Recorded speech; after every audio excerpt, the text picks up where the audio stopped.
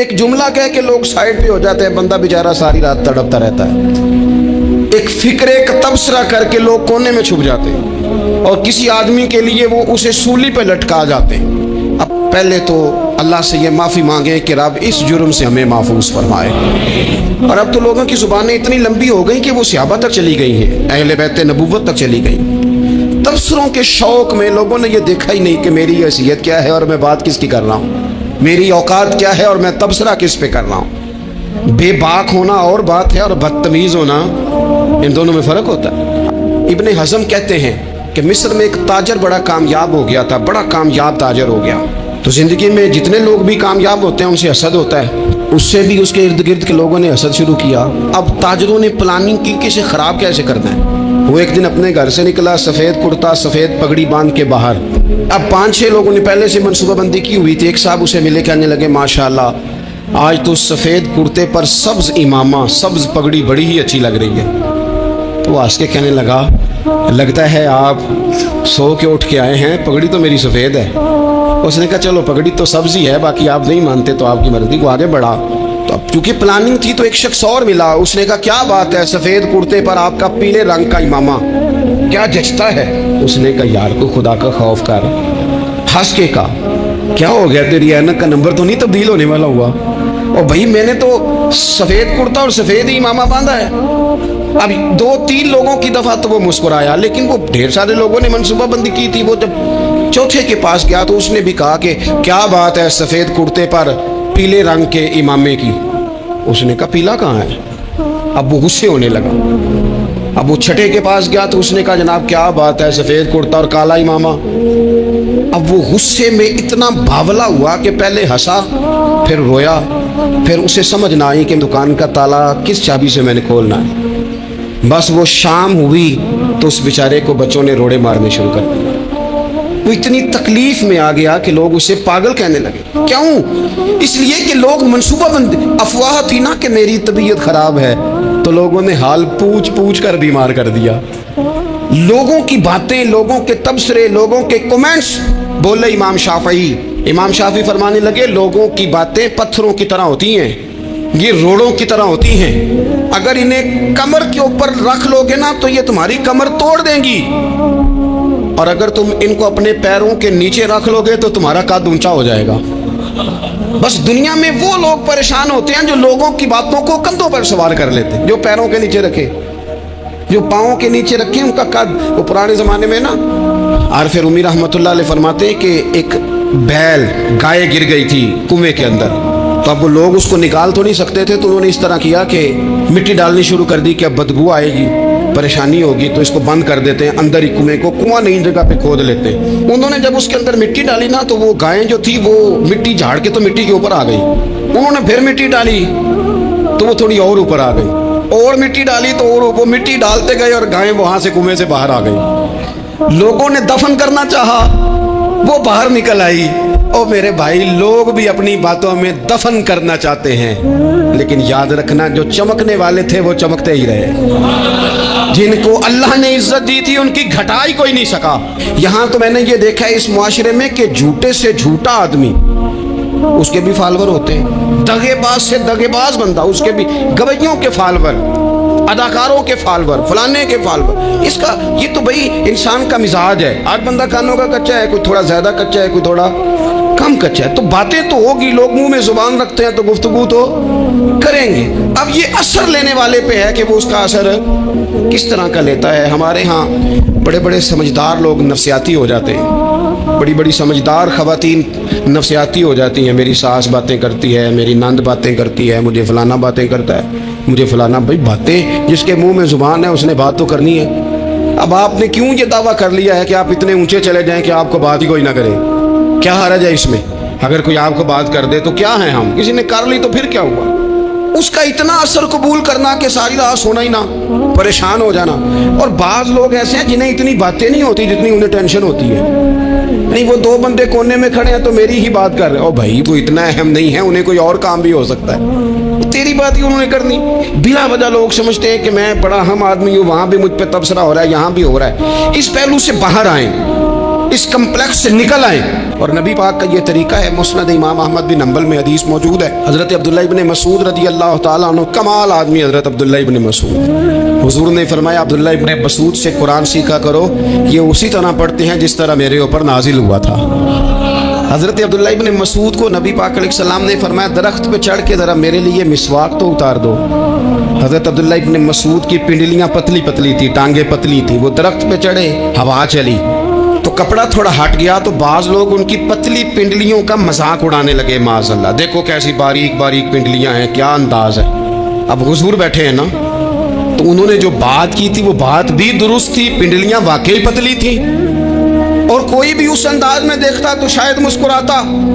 जब उन्होंने कहा ना देखो पतली पिंडलियां, तो हुजूर ने हमारे लिए तरीका क्या छोड़ा, हमारे लिए सीरत क्या छोड़ी। हुजूर सैयद आलम फौरन इरशाद फरमाने लगे, नबी पाक फरमाने लगे चुप करो, तुम मेरे अब्दुल्ला की पिंडलियों को पतला पतला कह रहे हो ना, कयामत के दिन जब मेज़ान लगेगा और इन पिंडलियों का तुम्हें वजन पता चलेगा, फिर पता चलेगा मेरे अब्दुल्ला की शान क्या है। ये बड़ी वजनी पिंडलियां होंगी, जब इनका मेज़ान पर वजन तो लगे तो आप दिफा करें।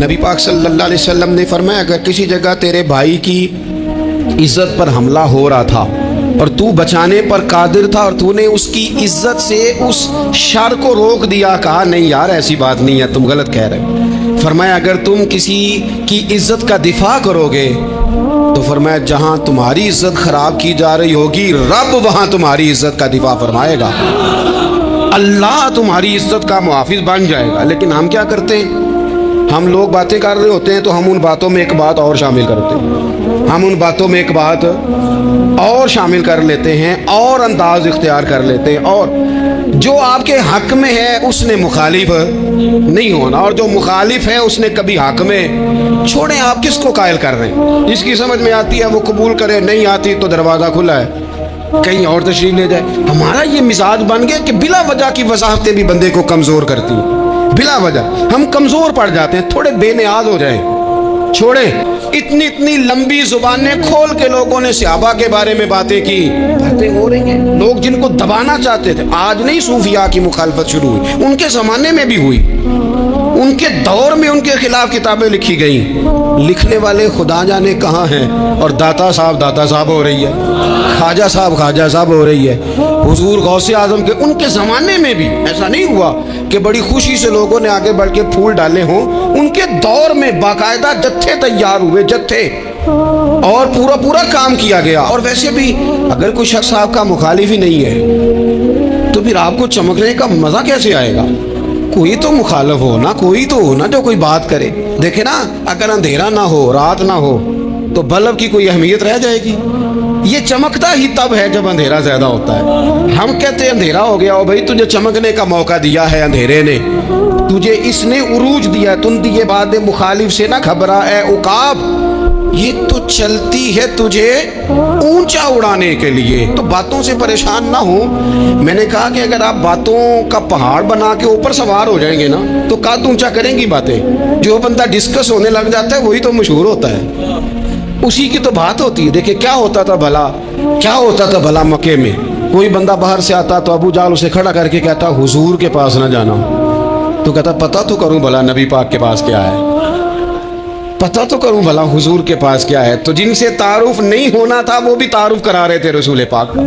तो इसलिए बातों से घबरा जाना। हाँ, एक बात हमें किताब व सुन्नत में मिलती है, उस पर जरूर गौर करें, तोहमत वाली जगह से बचे, तोहमत का मौका ना दे। मतलब बिला वजह ही अपने लिए बहस का दरवाज़ा खोलना ये दुरुस्त नहीं है। अपने लिए हम ना दरवाजे खोल लेते हैं बहस के, मुफ्त की बहस हो रही है, फलाना भी डिस्कस कर रहा है। कुछ चीज़ें ऐसी होती हैं जो सबकी समझ की नहीं होती, वो सबके सामने डिस्कस करना ज़रूरी नहीं होता। हज़रत सैयदना अबू हुरैरा रज़ी अल्लाह ताला अन्हु फरमाया करते थे, मुझे नबी पाक अलैहिस्सलाम ने इल्म की 2 थैलियाँ दी हैं, मैंने एक खोली है तुम्हारे सामने, एक खोली है, दूसरी नहीं खोलूँगा, इसलिए कि हर बंदे को बात उसके ज़र्फ़ के मुताबिक करनी चाहिए, तो मौका ना दें। नबी पाक सल्लल्लाहु अलैहि वसल्लम ने फरमाया, उस बंदे ने अपनी, ये बुखारी में मौजूद है, फरमाया उसने अपनी इज्जत और अपनी जान को महफूज कर लिया जो फितने वाली जगह से बच गया। जहाँ तोहमत लग सकती है उस जगह से बचें। जानबूझ के लोगों को मौका ना दें बातें करने का, जानबूझ के मौका ना दें। जामे तिर्मिज़ी के अंदर हदीस मौजूद है, حضرت سیدنا عمر فاروق رضی اللہ تعالیٰ عنہ نے ایک موقع پر اجازت مانگی تھی نبی پاک صلی اللہ علیہ وسلم سے. عرض کیا یا رسول اللہ صلی اللہ علیہ وسلم مجھے آپ اجازت دے دیں, میں عبداللہ بن ابی سلول کی گردن اڑا دوں, یہ منافق بار بار آڑے آتا ہے, بار بار تکلیف دیتا ہے, آپ مجھے اجازت دیں میں اسے قتل کر دوں. اب وہ چونکہ کلمہ پڑھتا تھا, ساتھ تو رہتا ہی تھا نا, بہت سارے لوگ اسے مسلمان جانتے تھے. تو حضرت سیدنا عمر فاروق رضی اللہ تعالیٰ عنہ نے اجازت چاہی کہ یا رسول اللہ صلی اللہ علیہ وسلم اگر آپ مجھے اجازت دے دیں, یہ ترمذی میں موجود ہے, یعنی آپ اس جگہ سے بچیں جہاں تہمت لگ سکتی ہے, جہاں بلا وجہ کسی شخص کو شر پھیلانے کا موقع مل سکتا ہے. یا رسول اللہ مجھے اجازت دے میں عبداللہ بن ابی سلول کی گردن اڑا دوں. نبی پاک صلی اللہ علیہ وسلم نے فرمایا کہ عمر اگر میں تمہیں ایسا کرنے کی اجازت دوں گا تو لوگ کہیں گے کہ وہ اپنے قریبیوں کو انہوں نے مروانا شروع کر دیا ہے, ساتھ والوں کو مروانا شروع, لوگ تو اسے مسلمان سمجھتے ہیں تہمت والی جگہ سے. بلکہ بخاری شریف میں اسی طرز کا ایک اور پیغام بھی ہمارے لیے موجود ہے. یہ جو حرم شریف آج ہمارے سامنے ہے نا, بیت اللہ شریف, اس میں ایک پیچھے مقام ہے جس کو حتیم کہا جاتا ہے, یہ خانہ کعبہ کا حصہ ہے. حضور صلی اللہ علیہ وسلم کے اعلان نبوت سے پہلے جب قریش مکہ نے اسے تعمیر کیا نا دوبارہ سے, تو انہوں نے چندے کا کوئی اس طرح کا مزاج بنایا تھا کہ اس بندے سے پیسے لینے ہیں جس کے بالکل ہی جائز ہو. اس ترتیب سے انہوں نے خانہ کعبہ کی تعمیر کی کہ پھر وہ ساری تعمیر نہ کر سکے, حتیم باہر رہ گیا.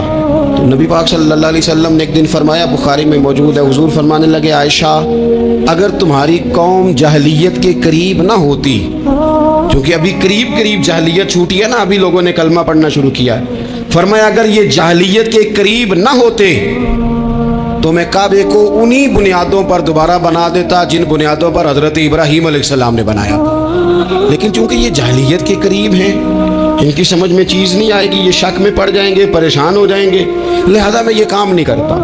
بہت ساری چیزیں ایسی ہیں کہ جن کی وجہ سے بعض سادہ لوگ ابہام کا شکار ہوتے ہیں, ابہام کا. ہمارے علماء نے اس طرح کیا کہ بڑے طے کر کے عقائد کے عنوانات امت تک پہنچائے. ہر آدمی ہر شعبے کا اسپیشلسٹ نہیں ہوتا, بہت ساری لوگ باتیں مریض کے سامنے کرنے والی نہیں ہوتی, وہ صرف لواحقین کو بتانے والی ہوتی. پھر کچھ لوگ اور آئے جنہوں نے کہا کہ ہم تو ایفیشنسی دکھائیں گے, کچھ خاص ہر بات کھول کر لوگوں کے سامنے رکھیں گے. اس کا نقصان پھر یہ ہوتا ہے کہ سادہ لوگ مشکلات کا شکار ہوتے ہیں. وہ پھر جب کہتے ہیں ہر چیز ڈسکس کر لینی چاہیے تو پھر باتیں دور نکل جاتی ہیں.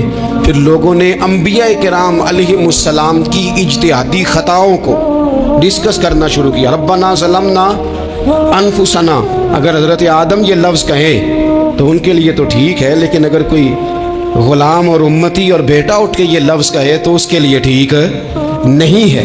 تو میرے عزیز ایسے کام نہ کریں جس کی وجہ سے بلا وجہ بحث کا. ہمارے یہاں کچھ لوگوں کو شوق ہے خبروں میں رہنے کا, وہ ایسی باتیں چھیڑتے ہیں جن سے نا وہ خبروں میں رہ سکے. میں نے دیکھا ہے وہ کہتے ہیں جی میں نے کوئی انوکھی بات کرنی ہے. بھئی انوکھی بات کرنے سے بندہ مشہور تو ہو جاتا ہے. ہمارے زمانے میں مشہور ہی وہ ہوتا ہے جو دوسروں سے ذرا ہٹ کے بات کرے, انوکھی کرے. وہ ہمارے لطیفہ لکھا ہے نا, ایک اہل عرب کا ایک ہجا نام کا عربی کا ایک لطائف سنانے والا شاعر ہے, تو وہ کہتا ہے کہ ایک شخص نے ایک دفعہ کہہ دیا تھا گدھا کھانا جائز ہے. تو بڑے بڑے علماء اس کے گھر چلے گئے کہ بھئی کوئی دلیل, کوئی جزیہ, کوئی کہاں سے, کوئی کتاب, کوئی حوالہ, کوئی شے. اس نے کہا روز آؤ گے ایک بندے کو بتاؤں گا, اکٹھا اسٹیج لگاؤ, ایک ہی دفعہ حوالے دیتا ہوں, روز نہیں دیے جاتے. اسٹیج لگ گیا, دنیا جمع ہو گئی, جنہوں نے کبھی ٹائم نہیں نکالنا. تو یہ ذرا انوکھی بات جو کر رہا تھا, سارے لوگ آ گئے. تو وہ اسٹیج پہ چڑھا تو کہنے لگا مجھے جانتا کوئی نہیں تھا. چلو اب بدنام جو ہوں گے تو کیا نام نہ ہوگا, اب قیامت تک کہو گے تو صحیح نا. وہ اس مولوی دے گھر جنہیں ایک بار آخیا نہیں سی گدھا کھانا جائز ہے, چلو بدنام جو ہوں گے تو کیا. تو بہت سارے ایسے لوگ ہیں جو ہیں بدنام, پر چلو نام تو ہو گیا نا. بدنامی صحیح, شرارت صحیح,